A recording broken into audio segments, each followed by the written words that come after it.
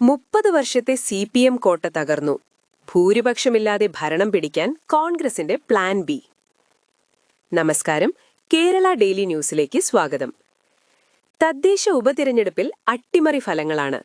മുൻ ബ്രാഞ്ച് സെക്രട്ടറിയുടെ പിന്തുണയോടെ വടക്കഞ്ചേരിയിൽ 30 വർഷത്തെ CPM ഭരണം അവസാനിപ്പിച്ച് UDF അധികാരത്തിലേക്ക്. പോത്തുകല്ലിലും ഇരട്ടിയിലധികം സീറ്റുകൾ നേടി UDF വൻ തിരിച്ചുവരവ് നടത്തി. എന്നാൽ തിരുനെല്ലിയിലെ BJP വിജയം CPMന് കനത്ത തിരിച്ചടിയായി. ഇതിനിടെ പാലക്കാട്ട് മുൻ CPM നേതാവ് BJPയിൽ ചേർന്നു.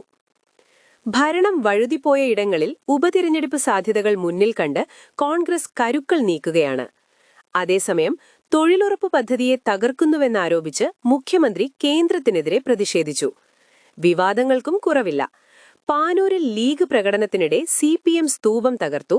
ആഘോഷങ്ങളിൽ സ്ത്രീ പുരുഷ സങ്കലനം പാടില്ലെന്ന് നാസർ ഫൈസി, ഇടതിനൊപ്പം ഉറച്ചുനിൽക്കുമെന്ന് ജോസ് കെ മാണി.